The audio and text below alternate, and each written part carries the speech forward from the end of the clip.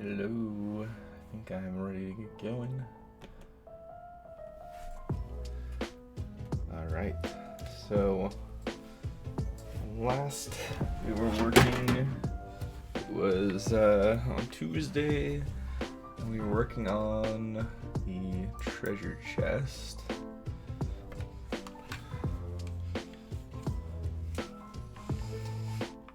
And we added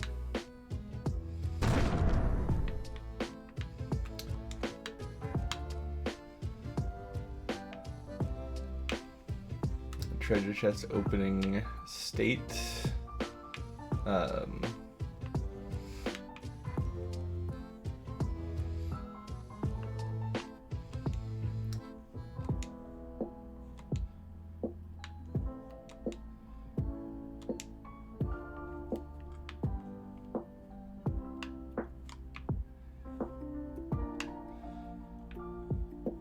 So I want to work a little bit more on the UI of some of this stuff.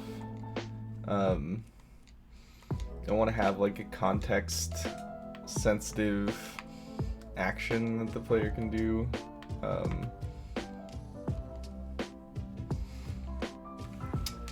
So let's pop into inside of links. We have some UI.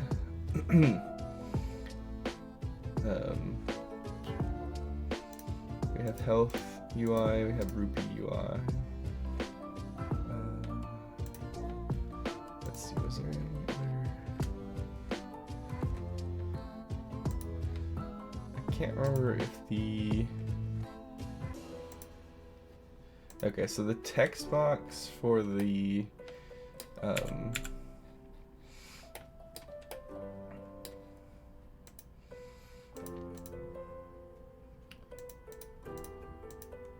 sign, that is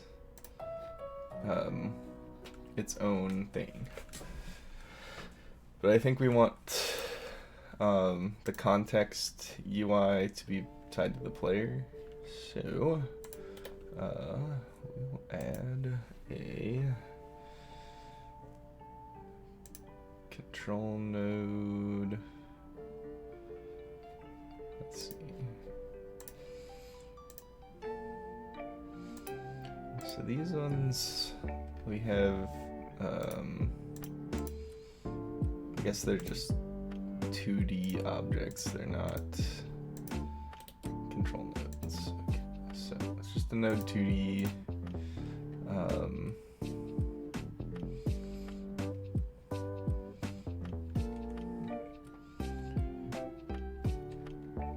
So I think we'll just make this one. These are just nodes that have the script on it.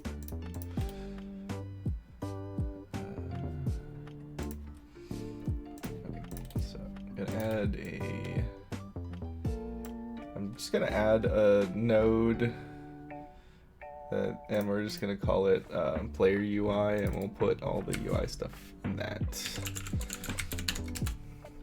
So the health and the rupee collector. And then we will add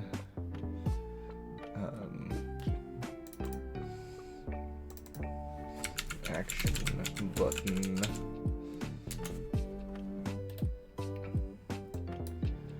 And this will have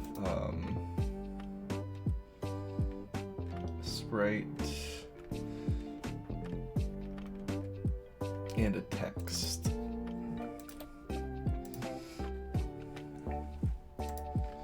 Or a label, or what do they call it?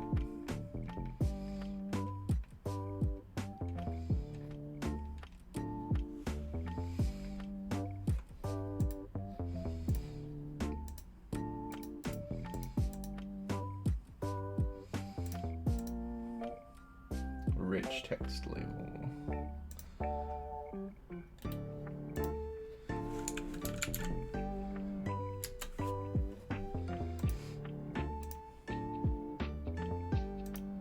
Oh, okay. It's its own scene. I see.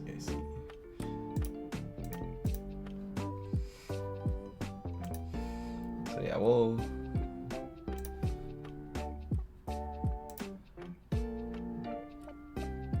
make this its own scene actually.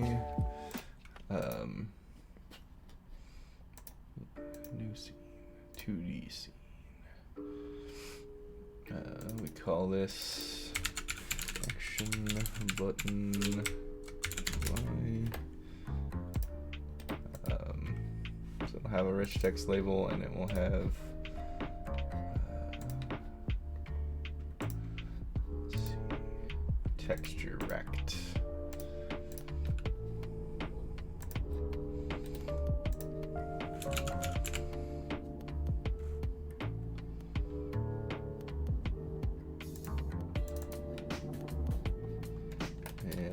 Put them on the left side of the screen. So the texture, it's gonna be a button,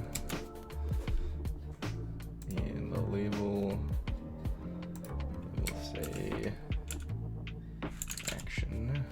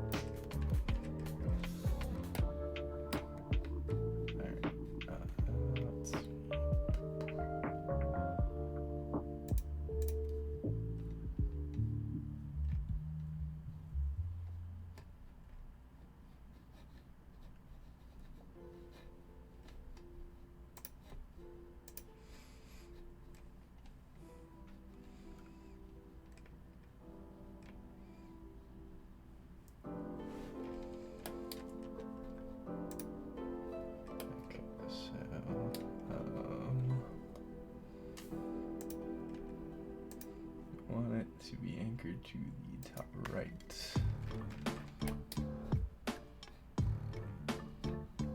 Same with this.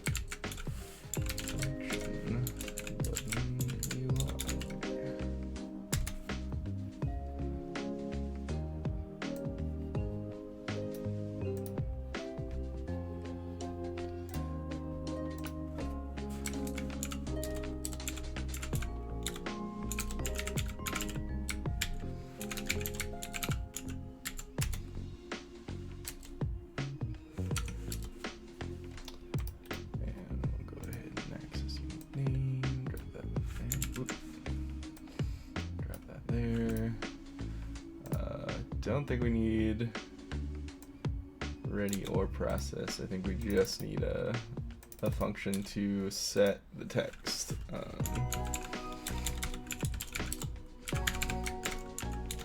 Set label text.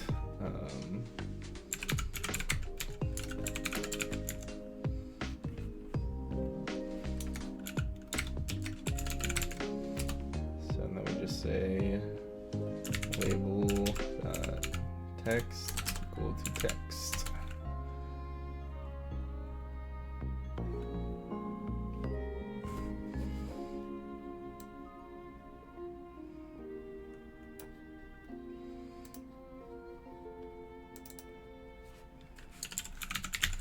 Just make that an onReady instead of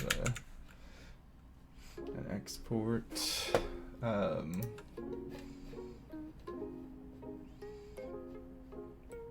And then we'll also have show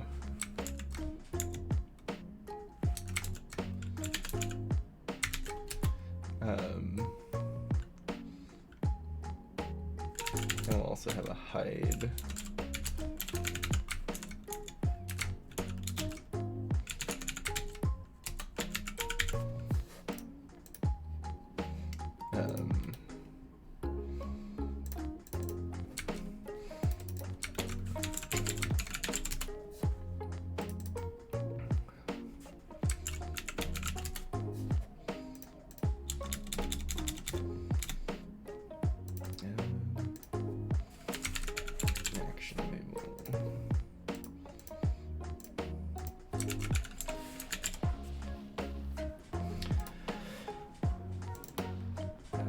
These both unique.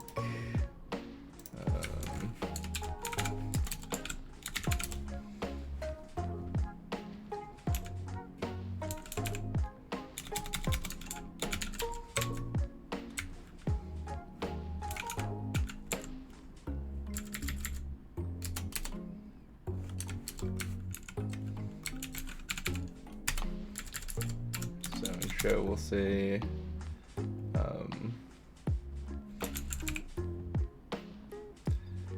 hello, Rozzy. How's it going? Welcome, welcome.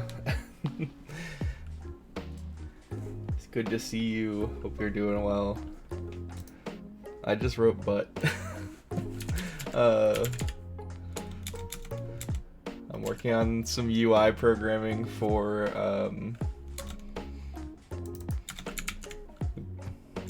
let me show you what I've been working on.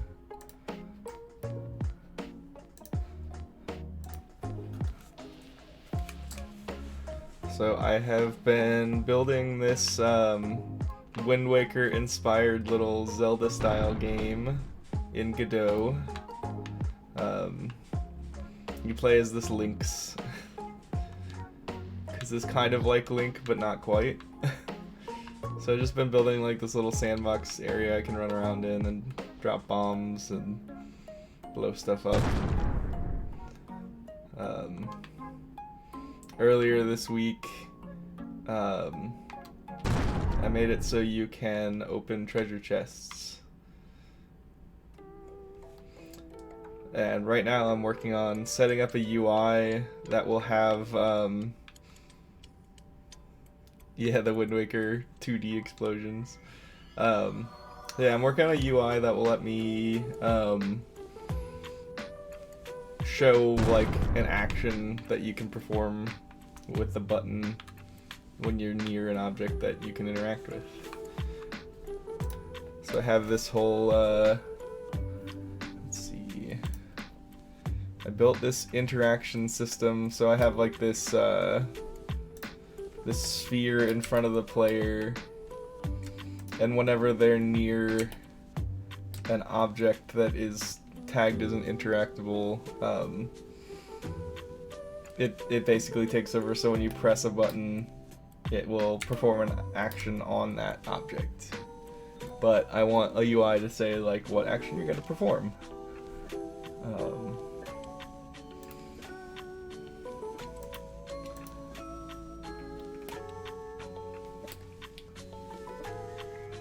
Yeah, I was sick most of last week, and I'm feeling a lot better. But I've been away from this project for like a full week. So yeah, I've this entire little game thing I've built entirely on stream, and I've built everything myself. Aside from the like the character animations, those are from Mixamo. Yeah, owlbear flew. But yeah, let's see. I modeled everything in Blender.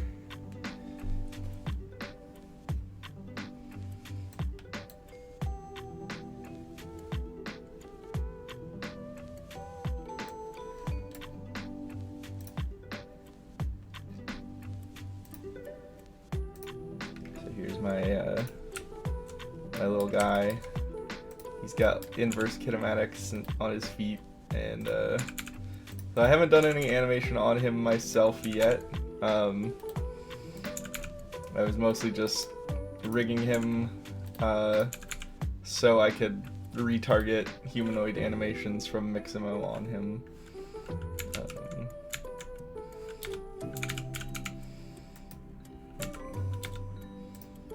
we go.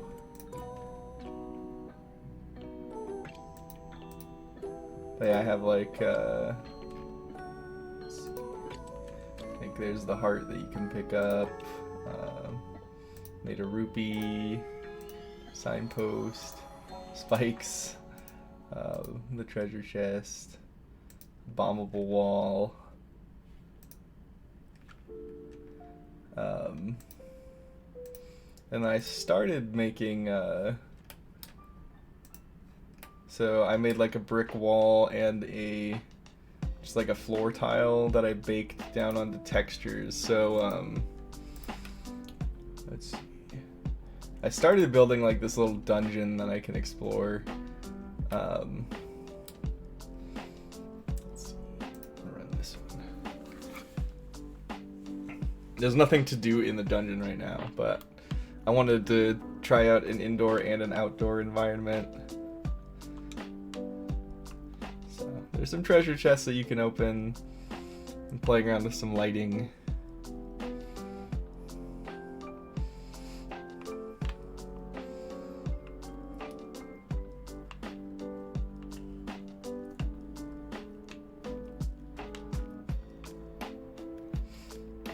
And like the doorways are using a trim sheet texture that I generated.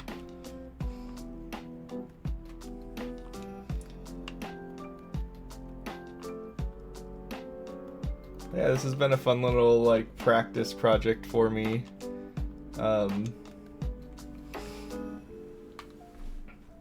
Because I used to work on VR games. I worked on VR games for like 5 years. And then I took a break for a while, and I'm kind of just now getting back into game dev, like last year and this year. And I wanted to make an entire project on stream, start to finish. So this is part 28 of this. I've uploaded all the VODs to YouTube. If you're curious and want to follow along. But yeah, I've been building this whole thing on stream. Most of my game dev experience is in Unity. I built my VTuber guy in Unity. But I wanted to try out Godot because I heard good things about it. I'm really liking it. It's very cool. Hey Debray, how's it going? It's good.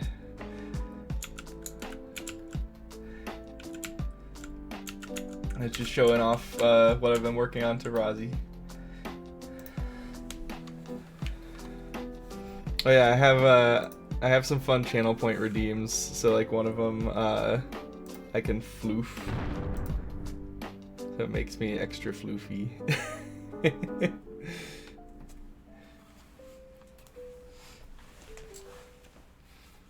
I'm the floofiest owlbear you've probably ever seen.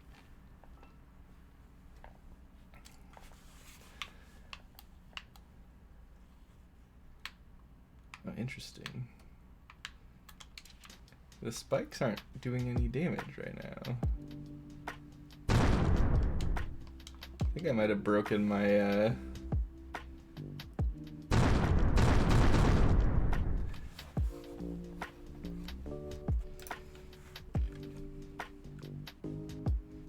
yeah. Oh, I moved some stuff around. I think I might have accidentally broken my health system. So I think if I move that back out, because I think the things that are damaging are expecting the health to be a direct child of the player. Yeah, there we go.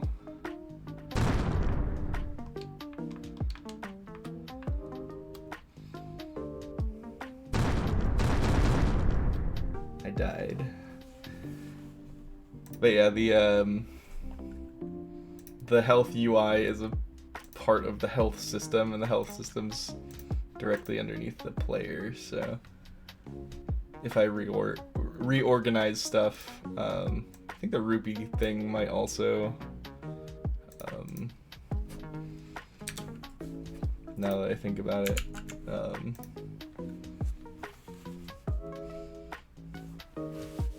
the rupees might be tied to that as well.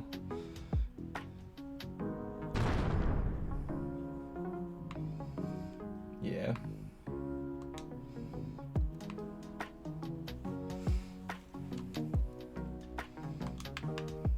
Yeah, I need to make it so I can start swinging my sword around.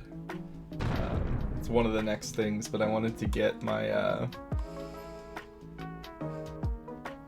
my action UI set up first, which was what I was doing when Razi dropped in, and I wanted to show off what I was doing.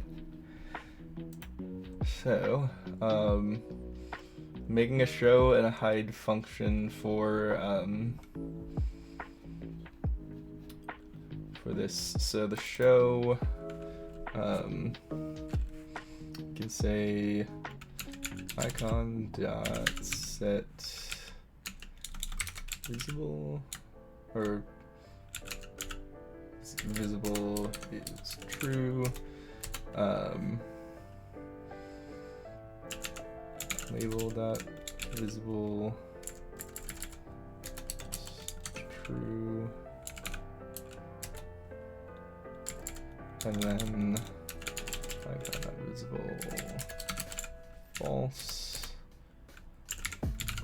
Label dot visible false, and then I think we also want to clear the label text. So we can just make it an empty string.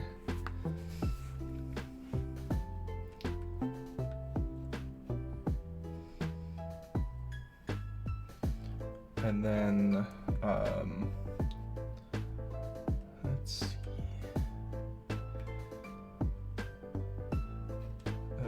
On my player, I have an interactor. So I think we want, let's see, we'll drag our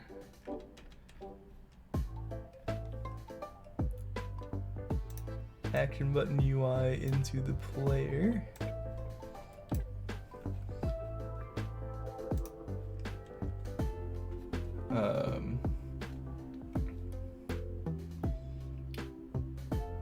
And then, hi Fabaka, how's it going? Welcome. Working on UI today, at least for now.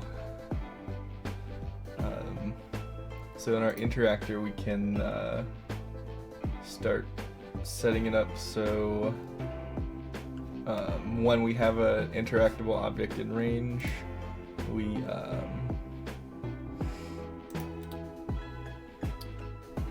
make the label visible and set the text to whatever the action of the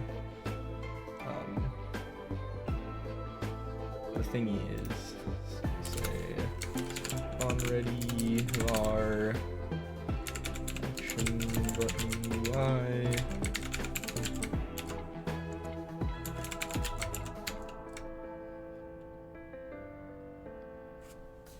Oh. Yeah, that's a thing that I still need to get used to with Godot. You have to set the class name of your scripts. Otherwise, you can't access them from other scripts.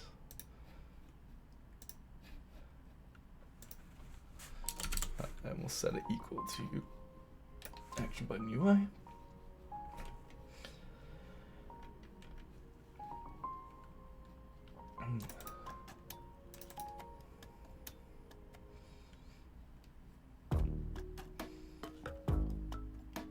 So when we set current interactable to null, we'll say action button UI dot hide.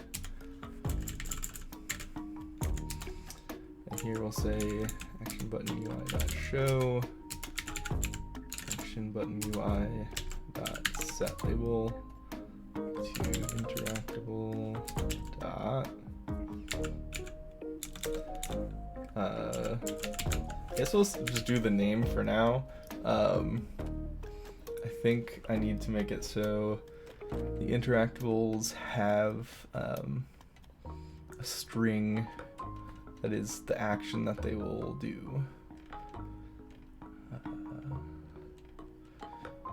Interactable.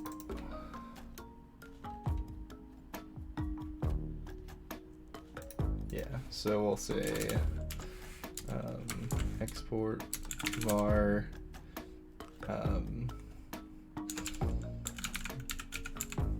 interact label text equal to interact,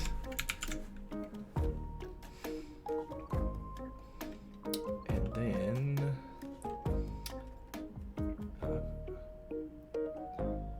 in our interactor we can say interactable dot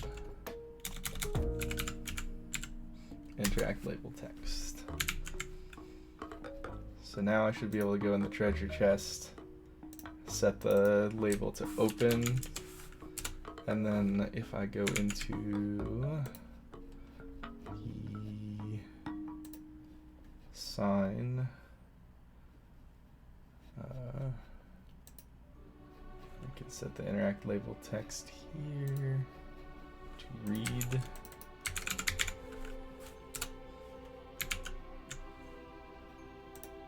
And now if I play,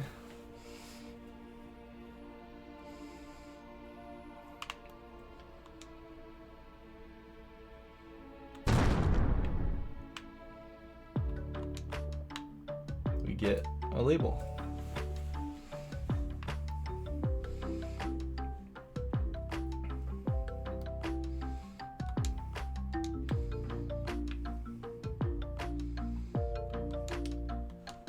And we might not actually want to hide it when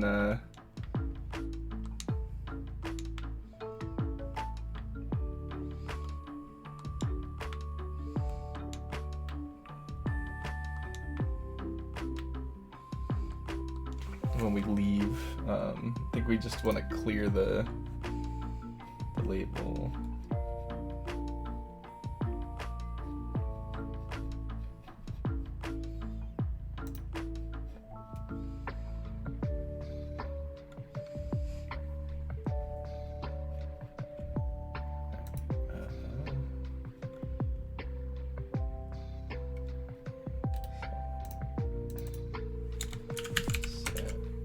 Text, string,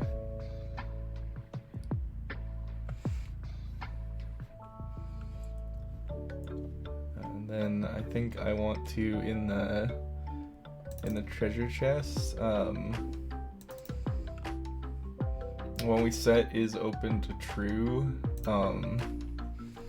we'll set the action button or the label text to an empty, and that way once the chest is open it won't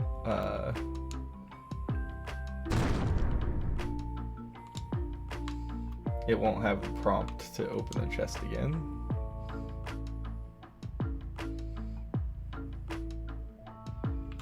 There we go. Cool.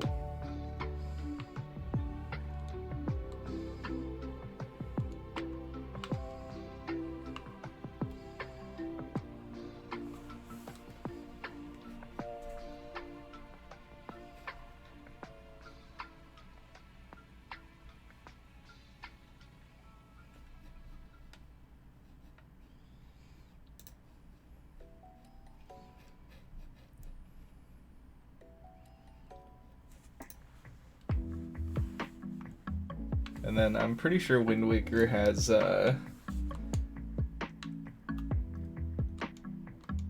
with the action thing, like if you're running, it will give you the roll action, and if you're not running and you have your weapon out, it will say put away.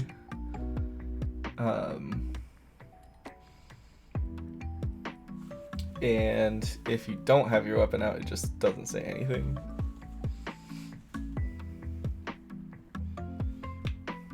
Yeah, thanks. I'm using the same font and similar button style.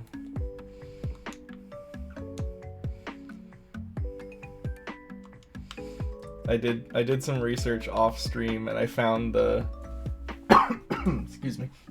I found the font that they used in Wind Waker, and it's actually part of Google Fonts. So there's two of them actually.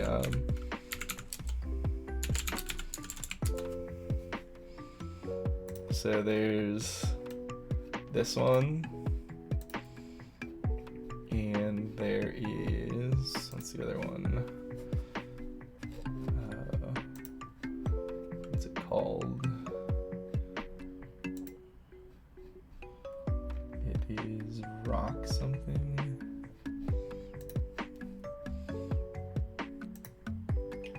Rock and Roll 1.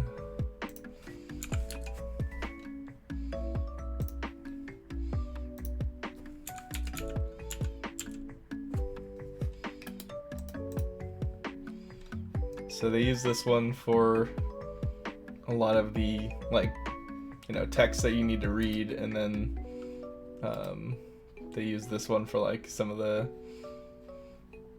fancier stuff.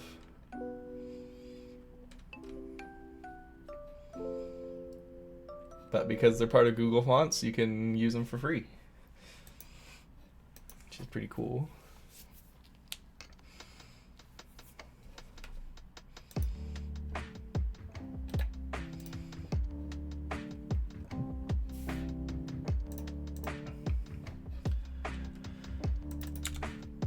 I guess I'll make it default to an empty string.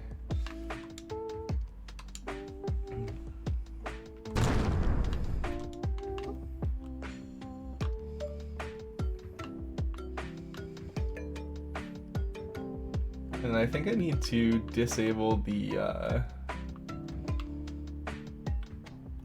camera controls when you're interacting with a treasure chest. And I think the treasure chest also needs to have like a pop-up that says you got an item or whatever.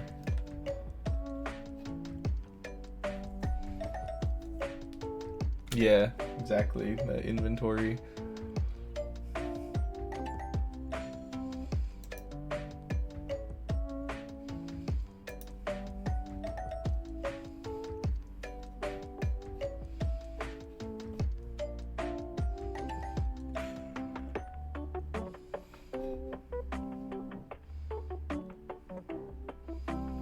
Oh yeah, Rozzy, I don't know if you noticed, but somebody gifted you a sub. It was Enabler 808. They gifted 3 subs. I don't know who all got subs gifted from them, but I forgot to call it out because I didn't see it happen. It might have happened when I was offline, actually. Yeah. Yeah, you can use my fun emotes. I have one of, I've got my Link one. I've got my Fun Heart one. And I got one of my dog, Thorin. Sometimes he'll show up in the background and yell. He's a goober. But it's kind of cold here now, so he's just napping right now.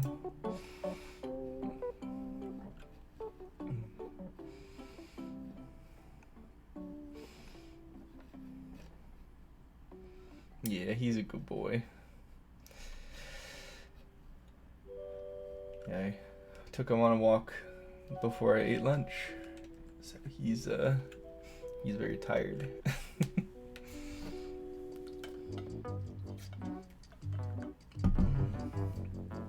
All right.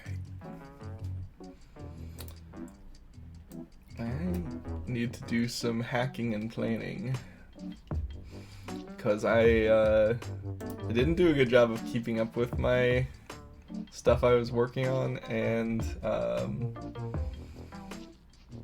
some of this stuff I did without actually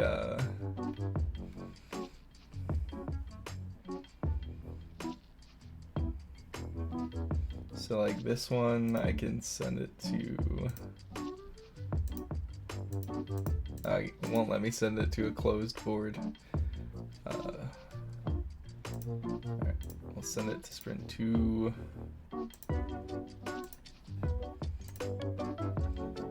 We got our rock texture.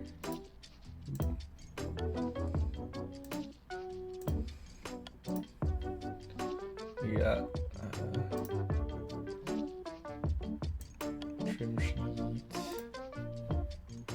We got a treasure chest model. We did get a doorway, but we didn't actually make a door. We did make a floor.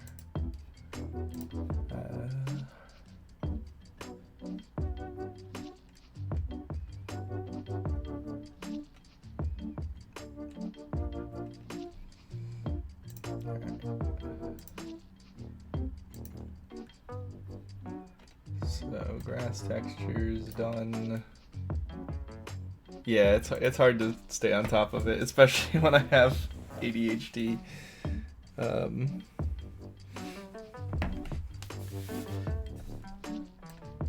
we have dirt, we got rock,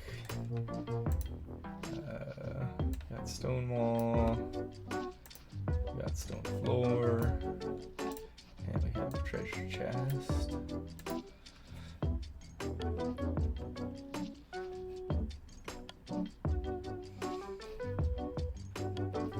Okay, so I think the next thing that I want to do is make a pickup system so I can pick up objects and carry them around. So I will, let's see, do I have in my design model, let's see, gameplay, interaction.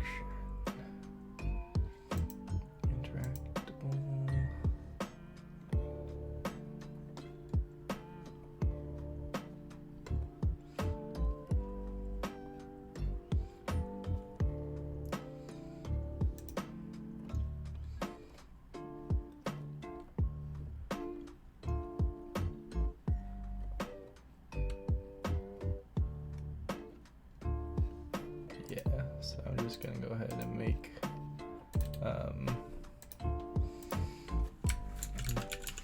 pickup system and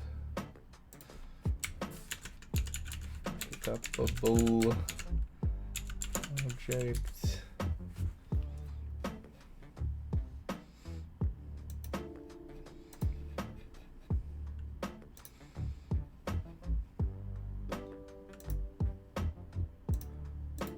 Yeah, another thing that I wanted to look into is let's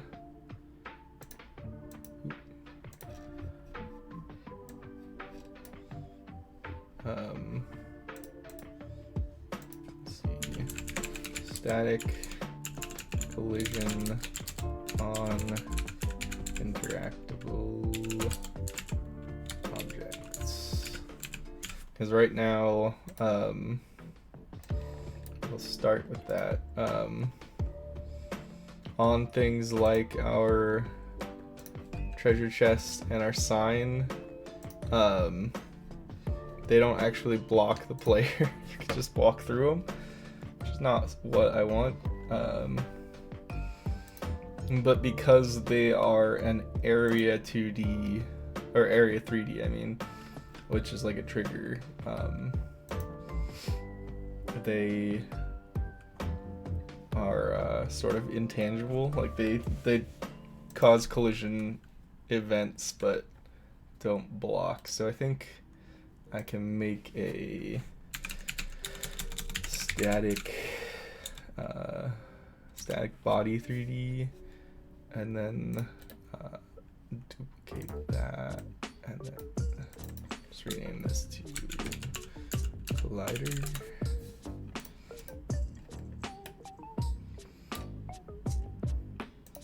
And then we can adjust the size of this accordingly.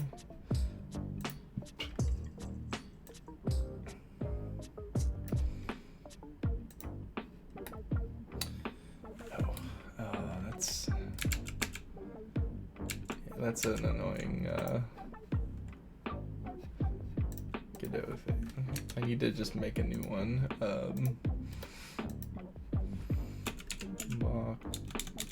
Collision shape 3D. I'll just make it a box.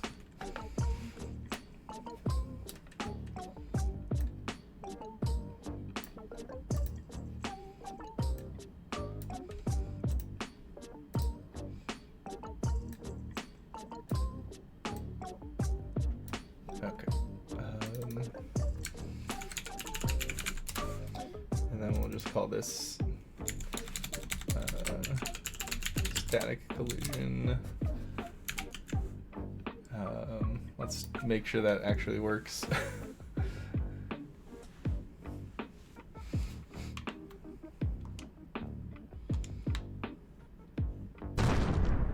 Okay, yeah. So we can have a static collider as a child of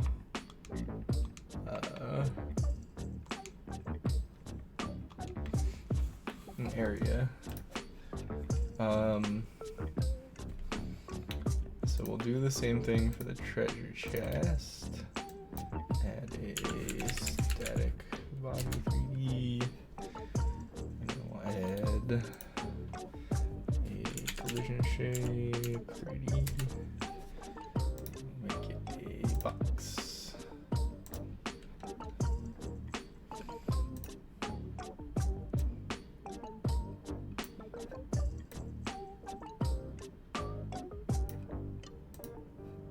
That's probably fine.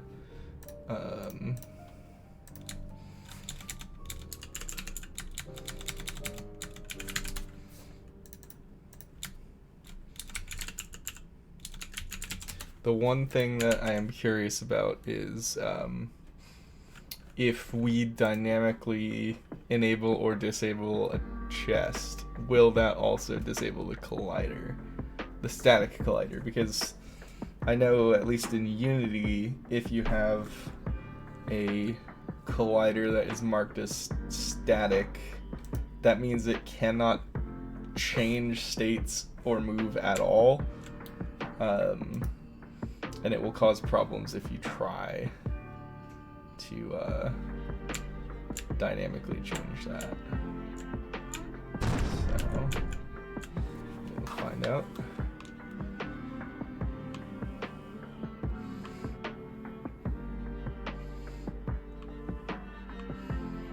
Alright, so we got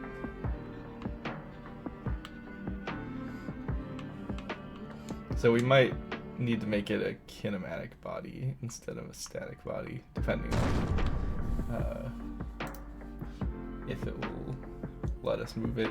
And we also might want to make the lid a kinematic body, so the the shape matches. So let's go in the remote and we'll look at the treasure chest. And if I go in here, disable that. Or let's just disable the whole thing. So there's no chest there, but the collision is still there.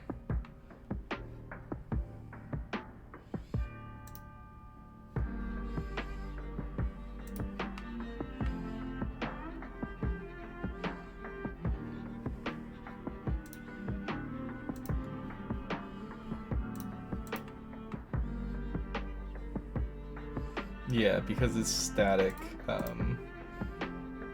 enabling or disabling it does not affect the physics scene. So we'll go ahead and change this to a kinematic body.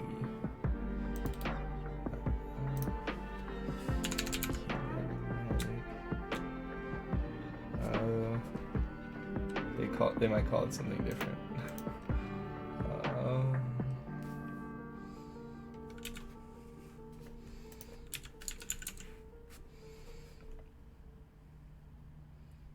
Animatable body.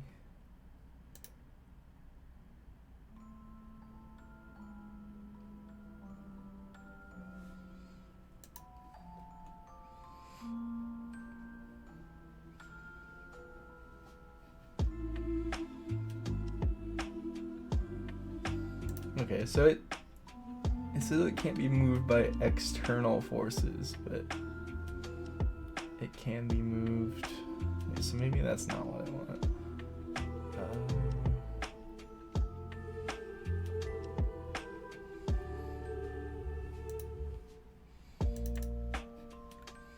Yeah, we'll just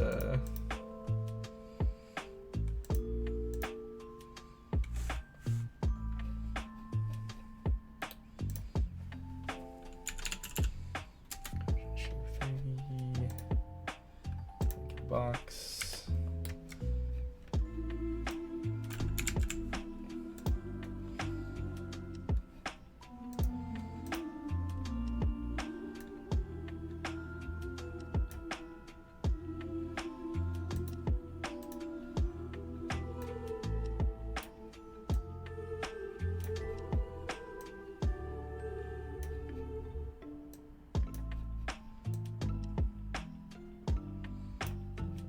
And then we'll duplicate this.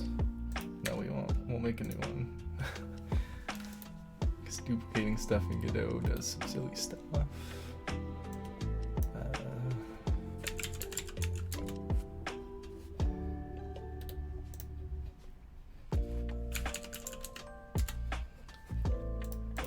this one a box as well.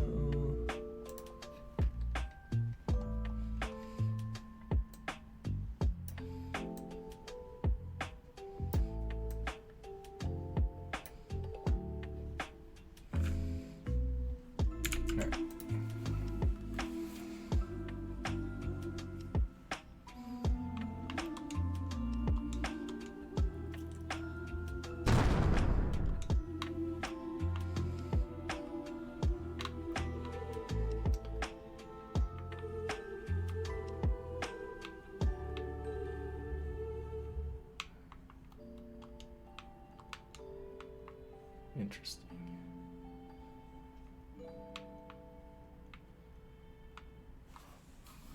I would have thought that, let's see.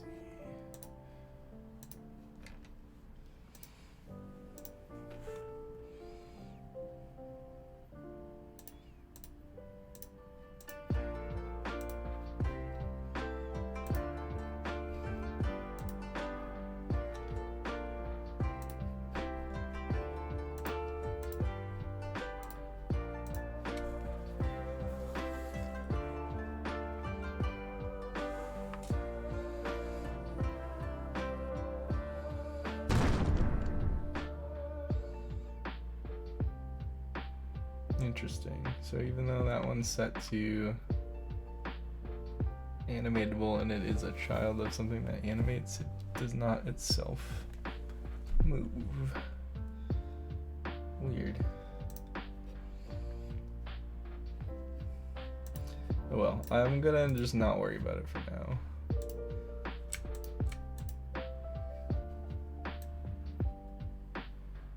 It looks like it's moving here.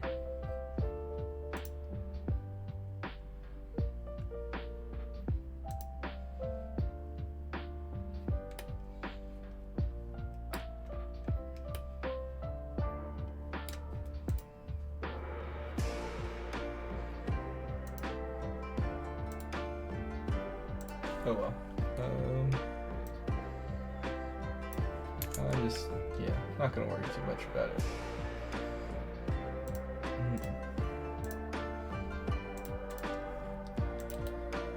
I am gonna add, let's see.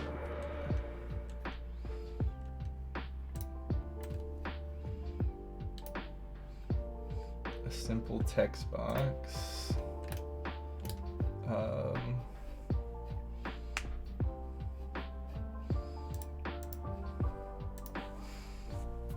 So we'll have, let's see.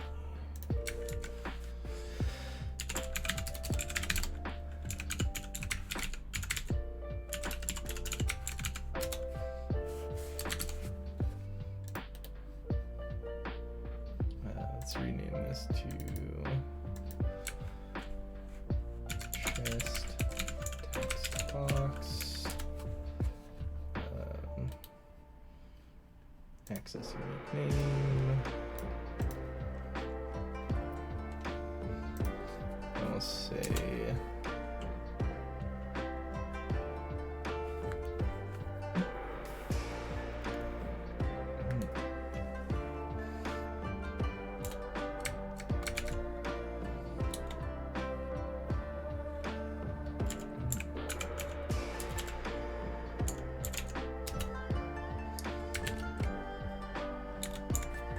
and then we'll have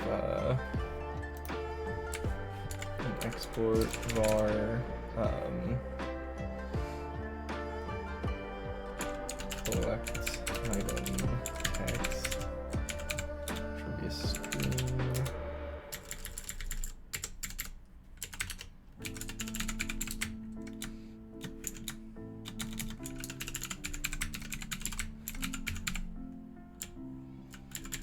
And then we'll set it equal to you got a thing.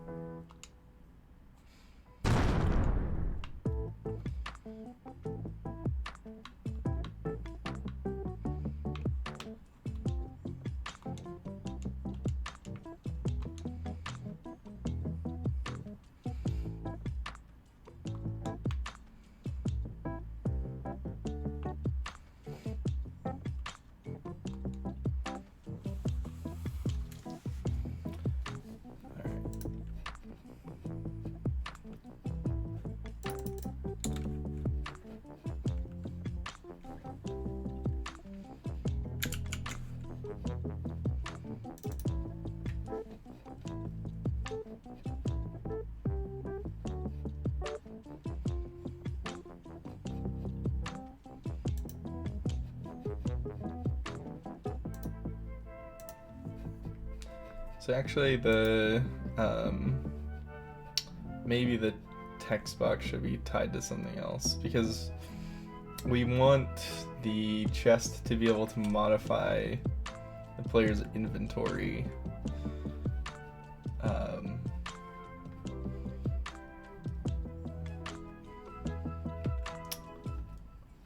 So I need to think through how some of this is actually going to work. I'm going to go ahead and delete these for now. Alright, we are about to have ads, so I'm going to take a quick little ad break, and do a little think and come back. Maybe figure out how to handle the inventory side of treasure chests.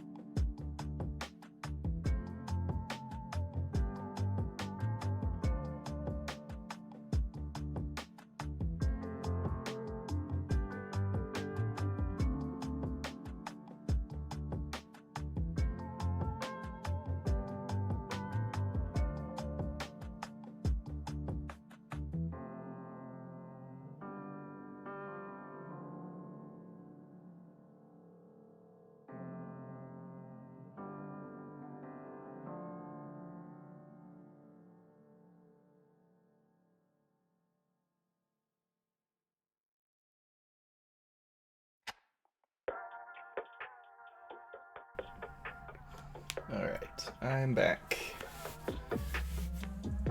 So, I'm gonna... Let's see.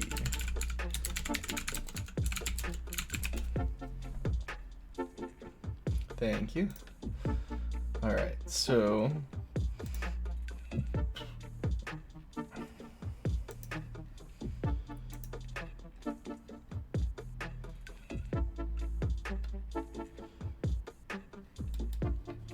Let's see.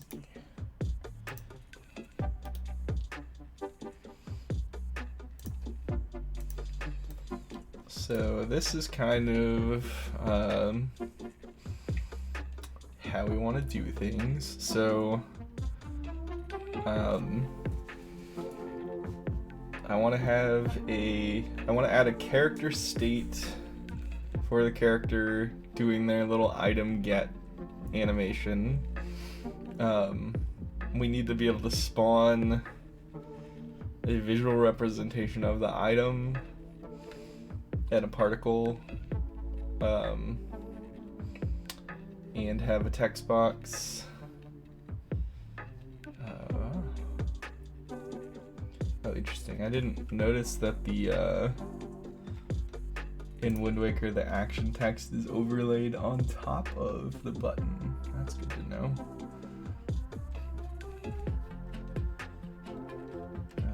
That's an easy thing to fix. And the text has a blue outline. So we'll go ahead and do that real quick, because that's easy.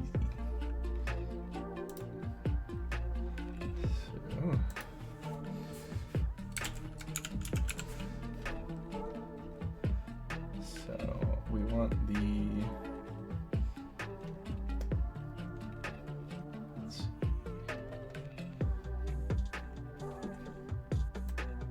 We'll make it a nope. Make the label a child of the icon.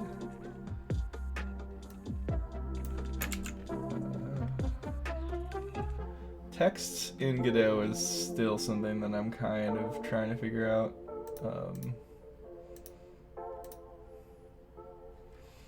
It's not as intuitive as I would like it to be.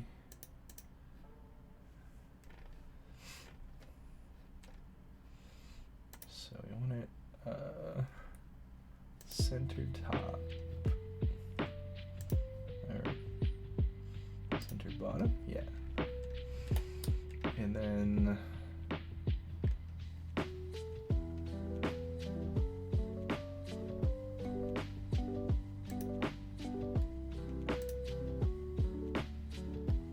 transform.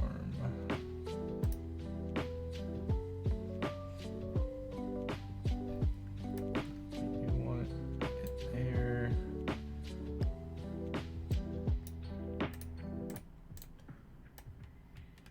Up the scale of it.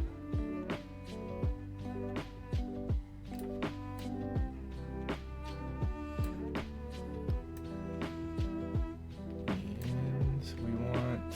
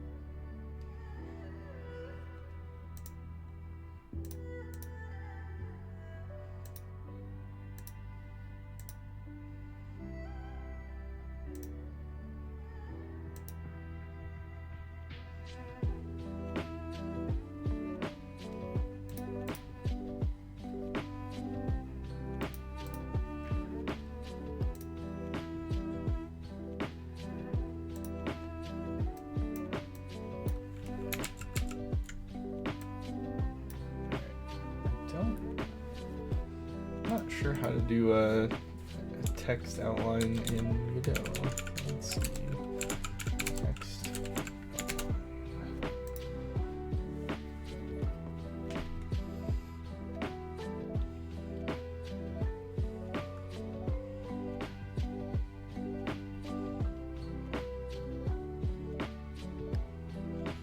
font color shadow.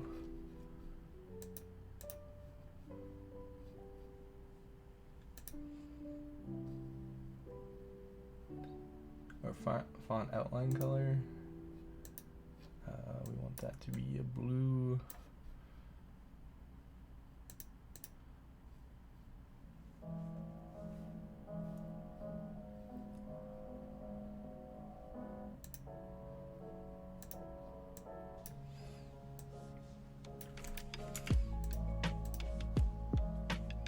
We want outline size.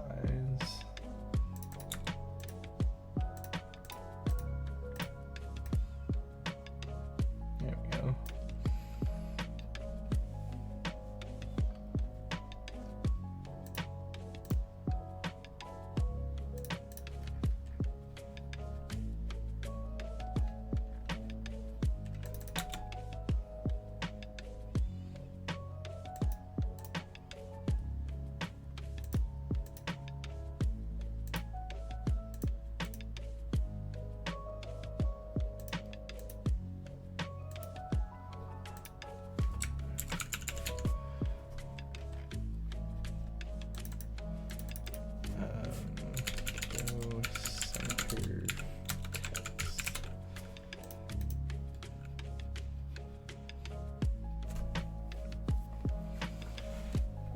so it's in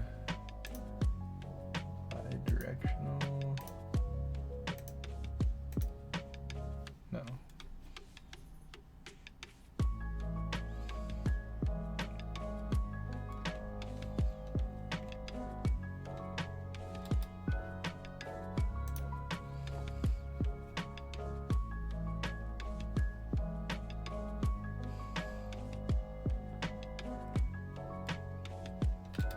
I feel like that's,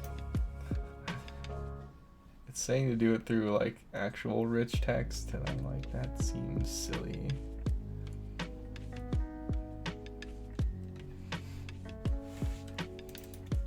Oh well.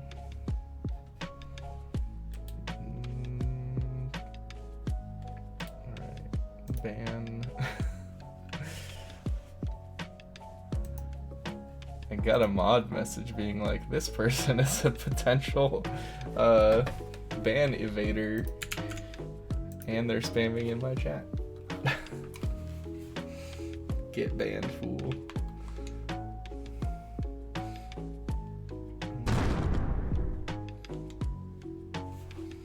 Alright, that is extremely hard to read.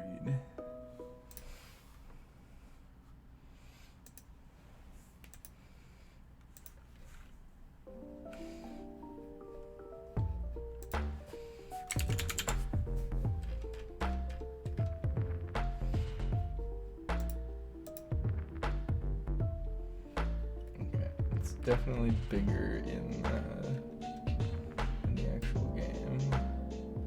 So let's set this to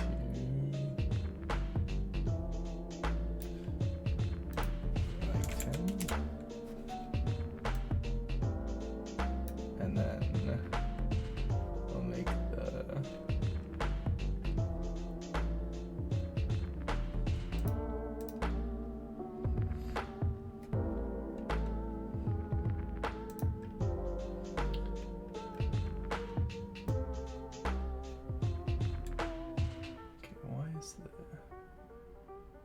outline size not doing what I think it should be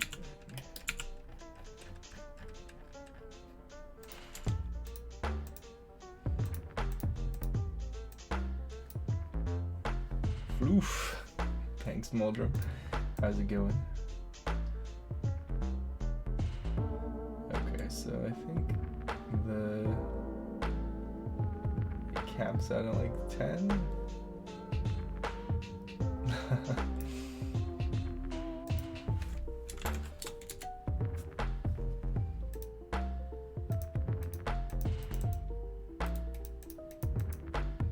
Yeah, it looks like it caps out like 8, maybe.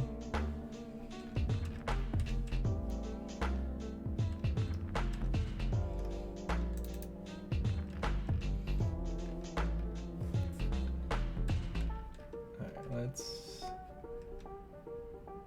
maybe make this even bigger. Let's try like 12 and a half.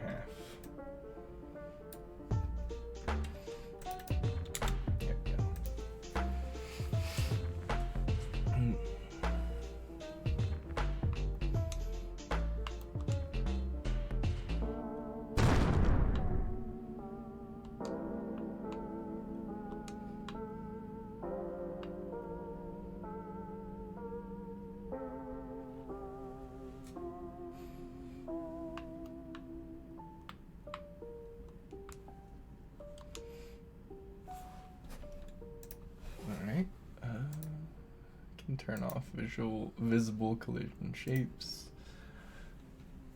All right.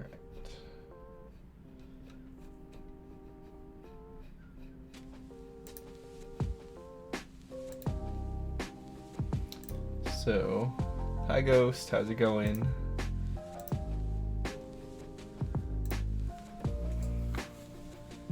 Hope y'all are having a good day so far.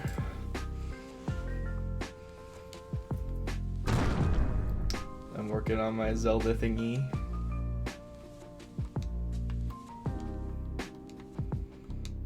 Can open treasure chests now.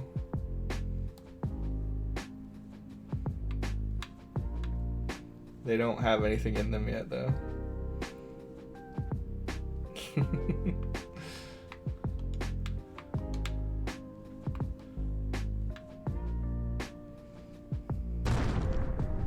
No, I'm glad we found each other, Rozzy.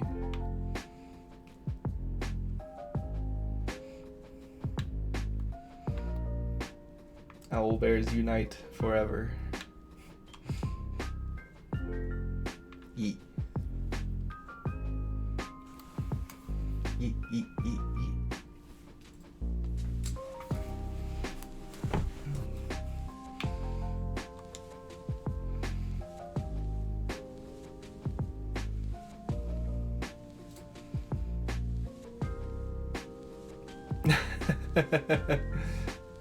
Yee.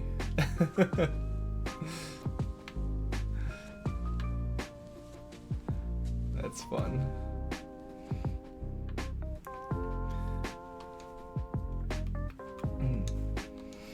Yeah, small world.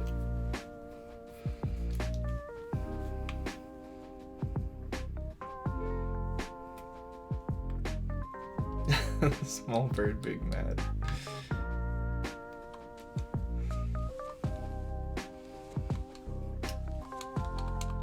Yeah, I've been streaming with my VTuber for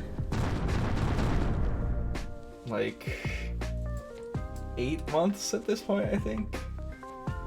I did stream for a while I was building the VTuber.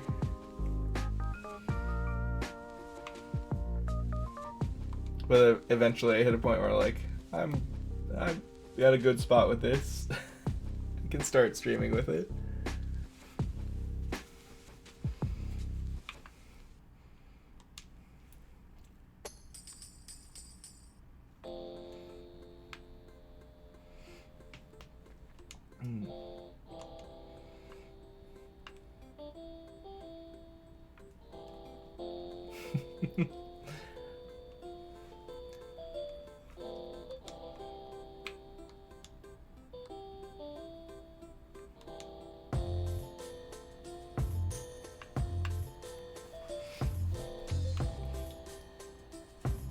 Yeah, technically I've been streaming on and off for like a few years at this point. But last year was like the first time I really took it seriously. That's when I hit affiliate in like May last year.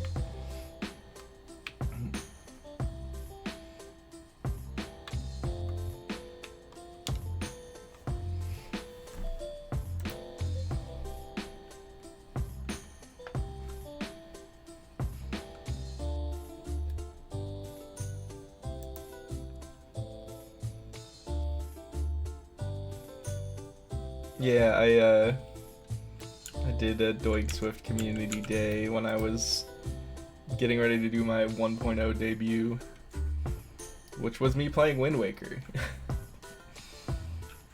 Because I have I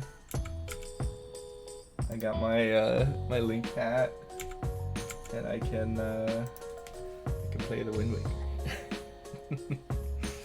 It's fun.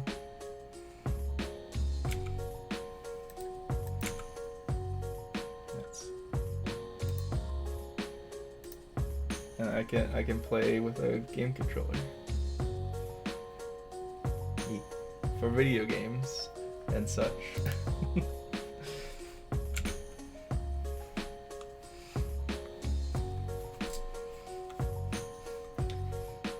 But yeah, I feel like a lot of us met through the Doig Swift community and its offshoots. Because Doig and Swift are just doing so much cool stuff.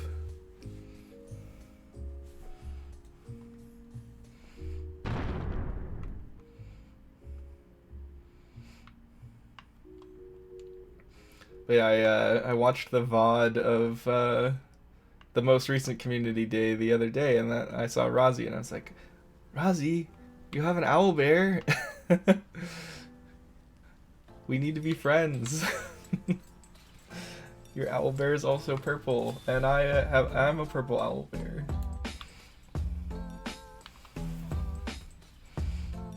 Yeah. So before I was a VTuber,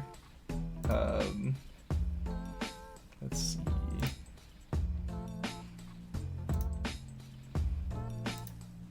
Before I was a VTuber, I built this puppet of my owlbear guy, and I got to meet Kermit a while ago. So that like was the highlight of my year recently, or last year. Getting to hang out with Kermit in a museum is so cool.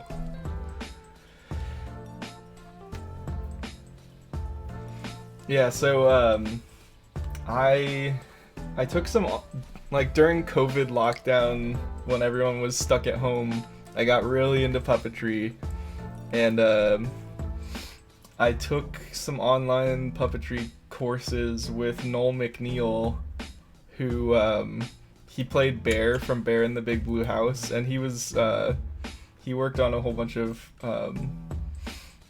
Muppet projects as well. Like he was one of the background puppeteers for Sesame Street, and when they do the Thanksgiving parades, he directs the Sesame Street float, and usually plays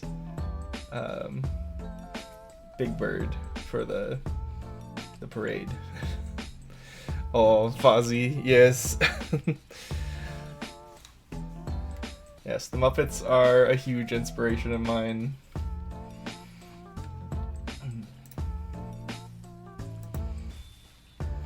And so, I had initially built my puppet, I don't think so, so the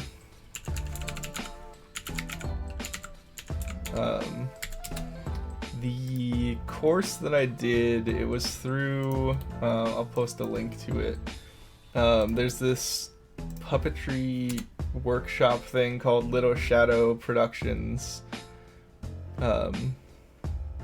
No, that place was, it was a traveling exhibit that was, it was at the Peoria Riverfront Museum, but there is a lot of the stuff in Atlanta. I have not been to the Center for Puppetry Arts in Atlanta.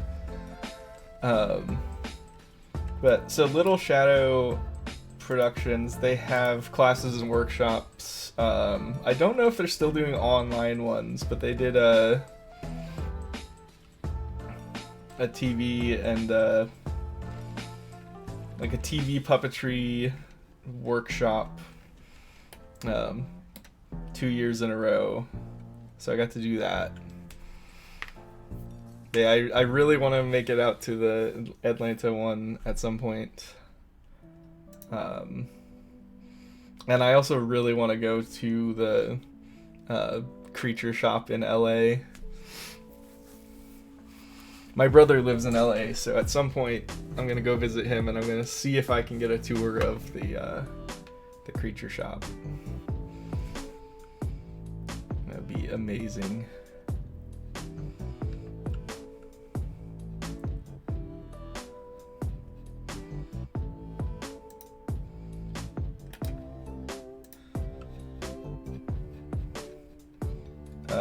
Let's see.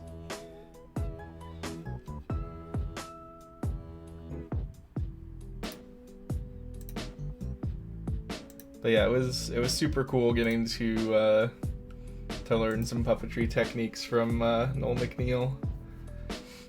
He's a very cool guy.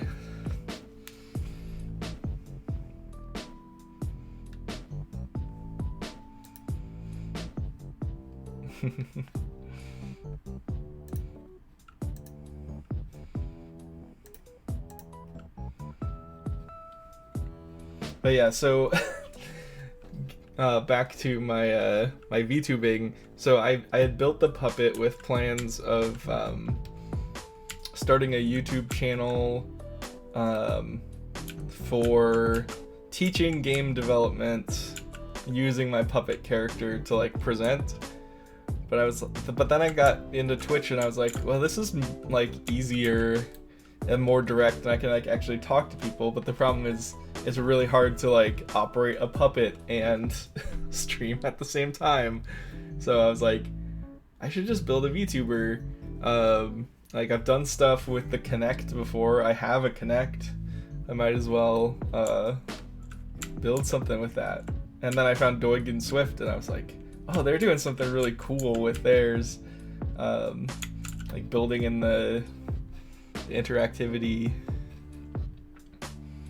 So things just all kind of came together. And now we're here, building a Zelda clone as an owlbear. But I still would love to put together like some scripted content for YouTube, where I'm kind of going through the process of making a game. This Wood Waker project was kind of my first real effort into building a game completely from scratch on my own. Actually, that's not entirely true. I had another project that I was doing a few years ago. Yeah, putting more of the puppet into the VPO, virtual interactive puppet overlay.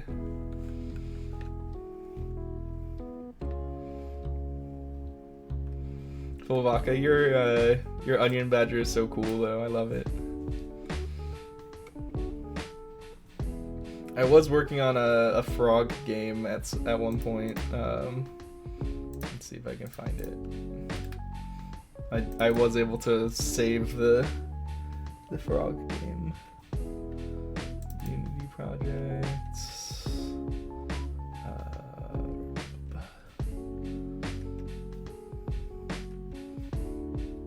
Yeah.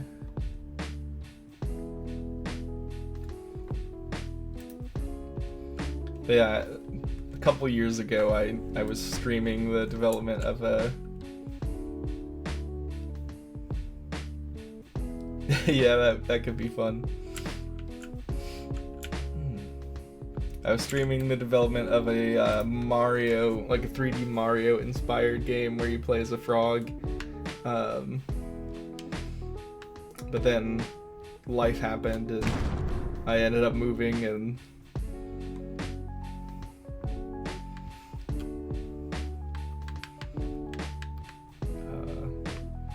then I lost that project. I found it again somewhat recently.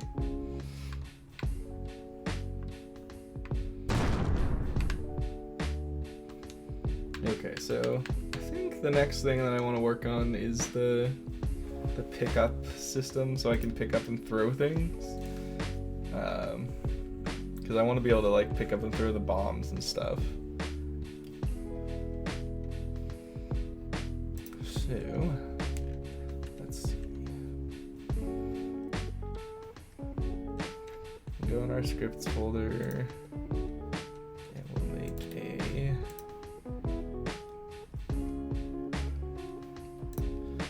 folder called pickup.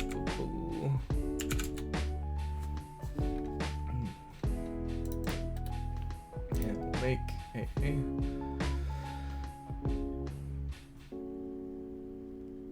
yeah, I found the Unity project on an old hard drive. Let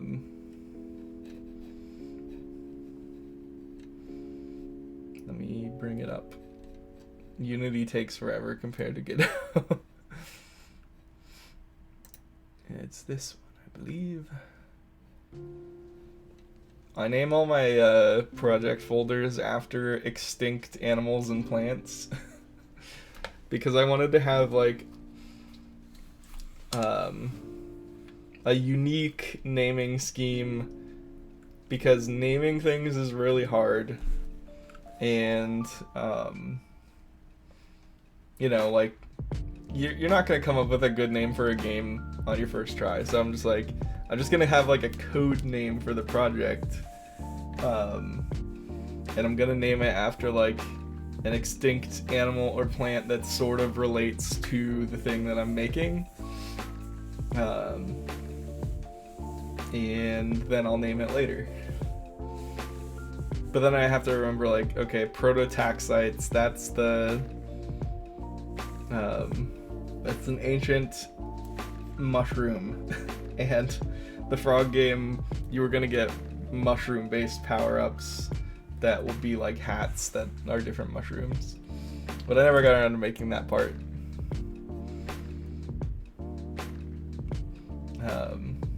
So like, I have, my Vipo is called Dimetrodon, and I can't remember why I named it that. And then, I have like, Acanthostega was one of my project names, and Acanthostega was like one of the early like amphibian lizard things that was sort of like the predecessor to dinosaurs and mammals and a bunch of other things. So that was kind of my like, this is gonna be a project where I just make a whole bunch of prototypes.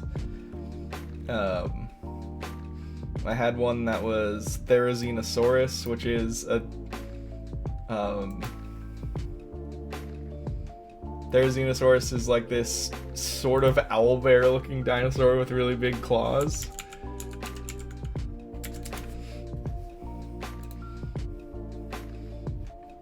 Like, if there was a dinosaur that was an owlbear, it's like, he's got huge claws and big feathers, and it's big and sort of scary. So I was like, that's a good name for a game where I play as an owlbear. So that I was building a at some point I'm gonna build a Banjo-Kazooie Mario 64 game where you actually play as Grizzhoot. Maybe. Jesus, Unity project's taking forever.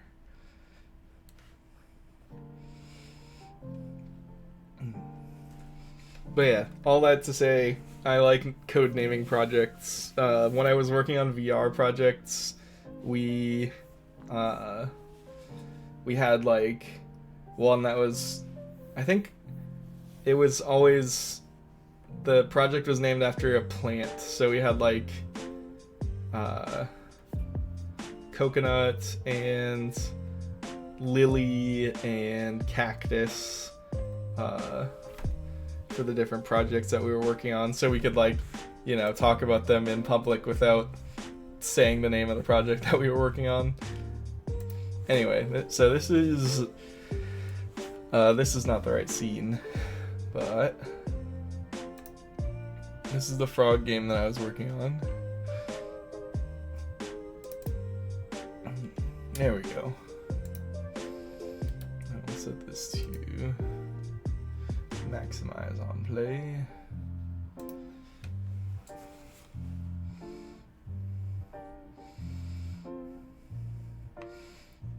So yeah, I made this little frog guy. He's got an interesting shader where it's like a toon shader but with an outline. Yeah, that's a good one too. I name all my computers after creatures from D&D. So like my main PC is Owlbear, and I had one that was named Mind Flayer, and I have a laptop named Rust Monster because it's really old. So yeah, this is my like Mario inspired platformer. I made some good progress with it. Like, I have a swimming system. Yeah, you can ground pound. You can crawl. And if you jump right after you ground pound, you get some extra height. I have like moving platforms, and like you can activate things based on. Oh yeah, I have a backflip too. If you're crouched and then you jump, you do a backflip. And you also have a hammer, but it's really janky.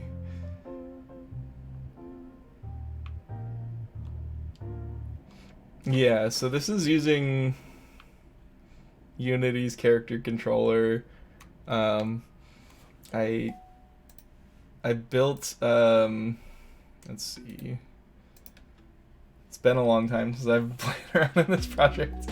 So I built I'm kind of building a similar thing in Godot actually. But I have a list of states.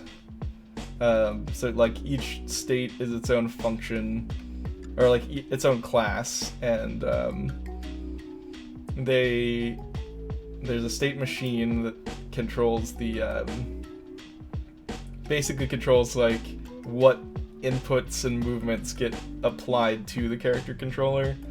So I'm not directly controlling the character controller.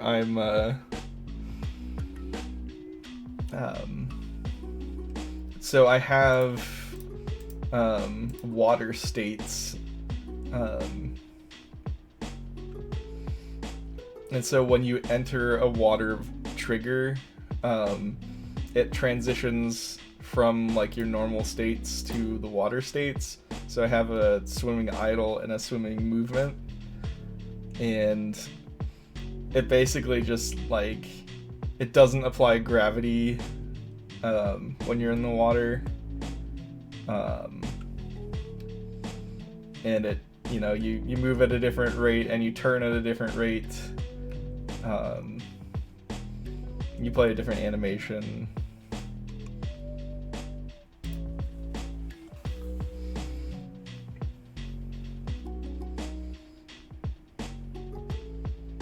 Yeah. So basically the way that my state machine works, it's each state sort of, it keeps track of like what animation should the character be playing, what speed should they move at and turn at, and like do they have any like extra things that need to be turned on and off, like should there be particles, that sort of thing. And then it also keeps track of what are things that can happen that will put me in a different state. So like, you know, if you're grounded, you're either in an idle state, a walking state, a running state, a crouching idle, a crouching movement state, or like grounded attacks, and there's like a running attack. But if you are, you know, walking or running and then you stop being grounded, that puts you in a falling state. And then when you're falling, there's a landing state. And when you jump, it also transitions to the falling state. And then any state can transition into swimming.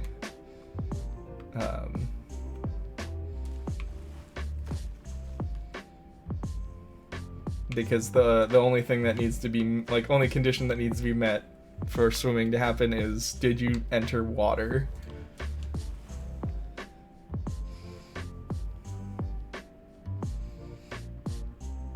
Now let's have like coins that you can pick up, and like a trampoline sort of thing you can bounce on.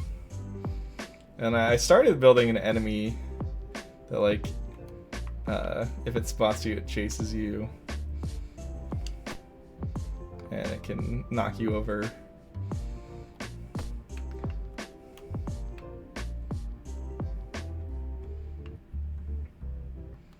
You got a sea simulation? That sounds cool.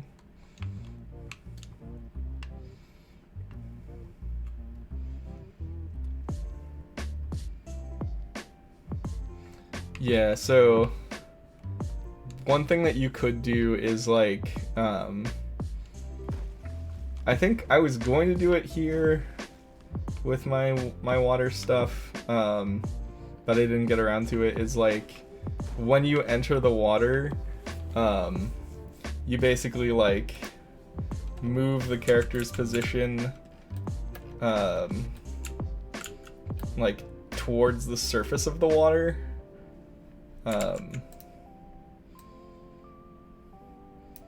To a certain like height, and then just make it so once they're like in the water and at the right height, then you don't apply gravity. But obviously, like if you have a simulation where you're like moving the surface of the water, you might also want to move the character's position, move the transform position, but keep the character position the same. No, you would move the whole controller.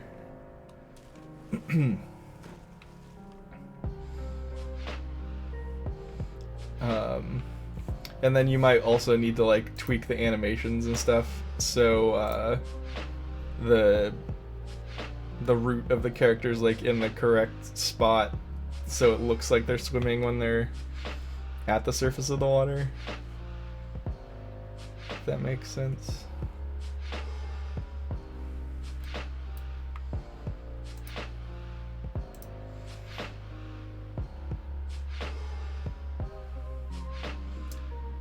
But yeah, you probably want to do like some sort of like tween to get the character to the surface of the water. So you might not want to do it immediately. So like if you fall from a certain height, like you sink into the water a little bit and then float back up. Pretty sure that's how Mario does it. I played and watched a lot of Mario while I was working on this.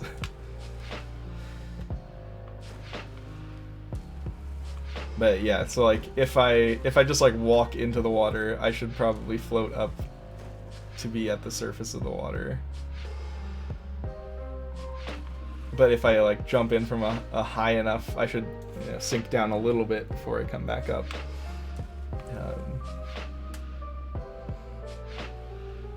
Yeah. And then I was playing around with some like mesh particles for the dust. You want to expand some 3D to 2D stuff for your repo? Yeah, I totally understand that.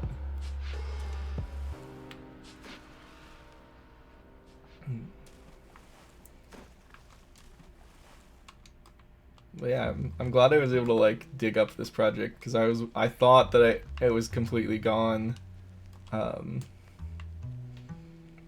So I had it on a laptop and I had it on my desktop too, but for some reason the entire like project repo got corrupted and I wasn't able to like revert it because I had been using Unity Collaborate, which was like their old source control thing, and they switched it over to Plastic, and this all happened like while I was selling one house, buying another house, and moving 1,000 miles. So it wasn't my priority to like, oh, gotta make sure I move this project to this other thing.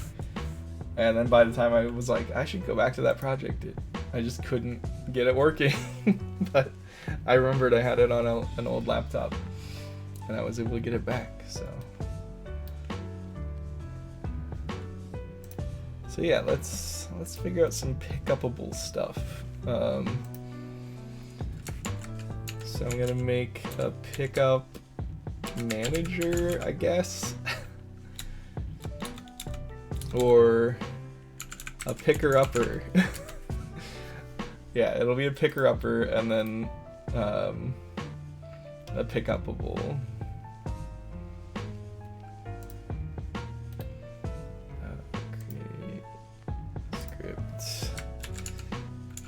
Pick-upable.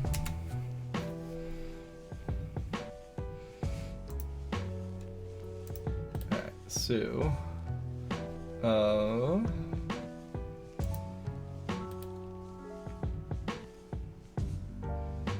we'll add just a node, and we'll add the picker-upper to it.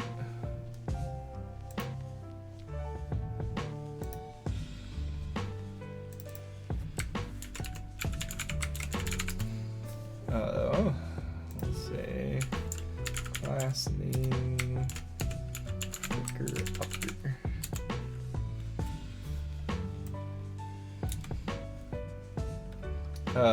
And then pick upable, it's going to be instead of extending node, it's going to extend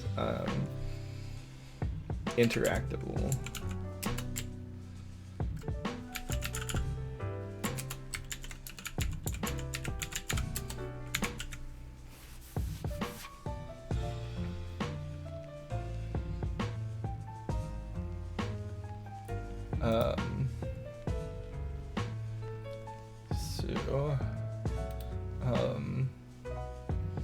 The picker upper, it's gonna have, I know for sure one of the things that it needs is it needs a 3D node that's like the point in space that the pickupable needs to go to. So let's export var pickup location, which will be a node 3D.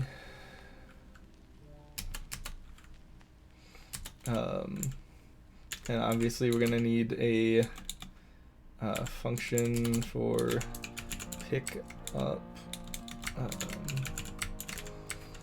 and it will take a pickupable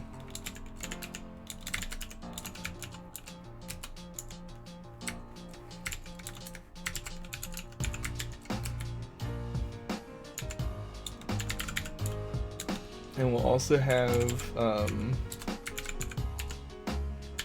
a drop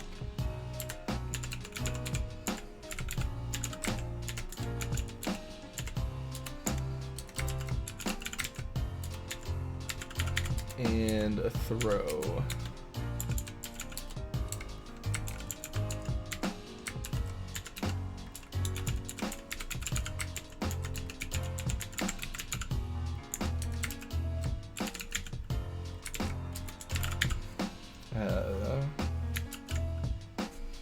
Let's see.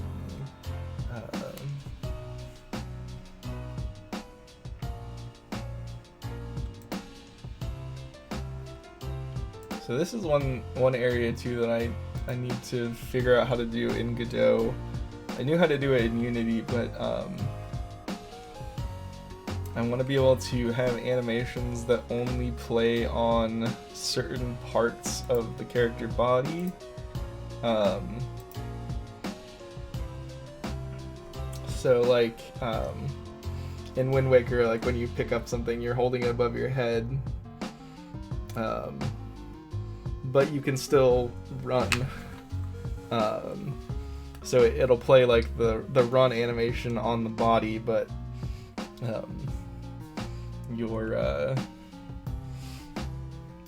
your hands are above your head holding the object.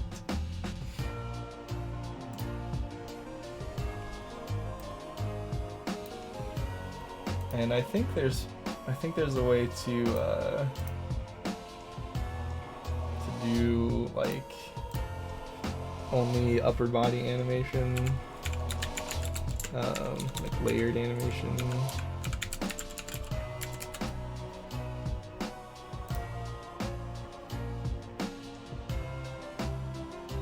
Okay, so I might want to do an animation tree.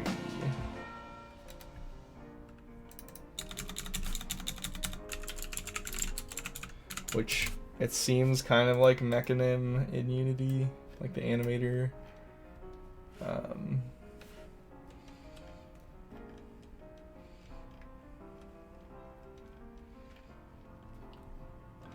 So this way we can like blend more easily. And yeah, it looks like you could filter and blend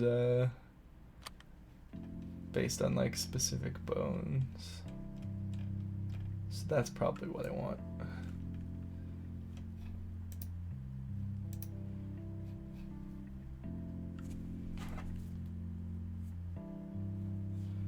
Ooh, I lost track of time. I need to wrap up. Well, this has been fun.